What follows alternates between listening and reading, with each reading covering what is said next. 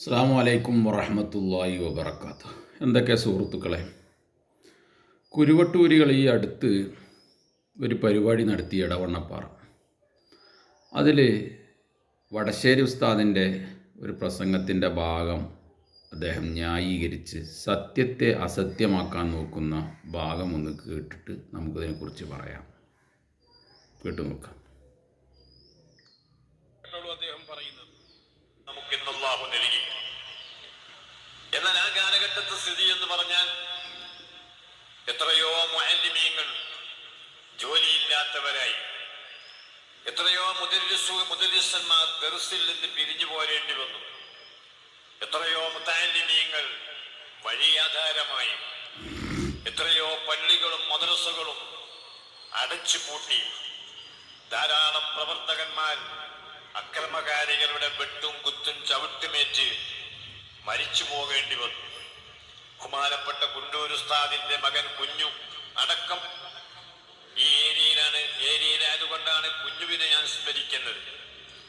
കിടങ്ങയത്തെ കുട്ടിക്ക, അതുപോലെ KTC Abdul Khader, അമ്പലക്കണ്ടിയിലെ KTC Abdul Khader, എളങ്കൂരിലെ Abu Haji തുടങ്ങി ധാരാളം ആളുകൾ, മണ്ണാർക്കാന്റെ കുഞ്ഞി അംസയും നൂറുദ്ദീനും, അതുപോലെ ഒരുപാട് പേര് പറയുന്നുണ്ട്. ഉള്ളതോ ഇല്ലാത്തതോ നമുക്കറിയില്ല.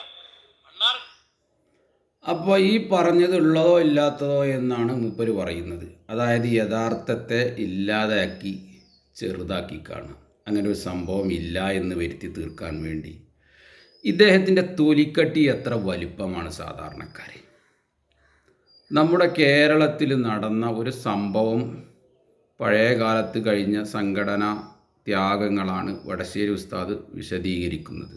അള്ളാഹു ഉസ്താദ് അവർക്ക് ദീർഘായുസ്സും ആഫിയത്തും കൊടുക്കട്ടെ. ആ പറയപ്പെട്ട മരണപ്പെട്ടു പോയവർക്കൊക്കെ അള്ളാഹു പുറത്തു കൊടുക്കുമാറാകട്ടെ.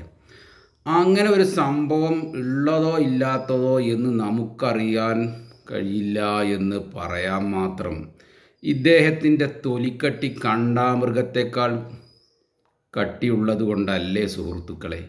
ഈ കേരളം കണ്ട ചരിത്രത്തിൽ ഏറ്റവും വലിയ കൊലപാതകമായിരുന്നില്ലേ നൂറുദ്ദീനും കുഞ്ഞംസുക്കയും? അതൊക്കെ കേരളം പല ചർച്ചകളും കഴിഞ്ഞതല്ലേ, എല്ലാവർക്കും അറിയുന്നതല്ലേ. പക്ഷേ ഈ കുരുവട്ടൂരികൾക്ക് ഈ യഥാർത്ഥത്തെ മറച്ചു വെക്കാനല്ലേ അവർ ശ്രമിക്കുന്നത്. എത്ര ആഭാസമാണ് ഇദ്ദേഹം ഇത് അറിയുന്നുണ്ടോ?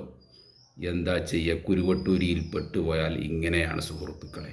പച്ച മലയാളത്തിൽ നമ്മുടെ കേരളത്തിൽ നടന്ന ഒരു സംഭവത്തെയാണ് ഇദ്ദേഹം ഉള്ളതോ ഇല്ലാത്തതോ എന്ന് നമുക്കറിയുകയില്ല എന്ന് പറഞ്ഞ് കൊച്ചാക്കാൻ ശ്രമിക്കുന്നത്.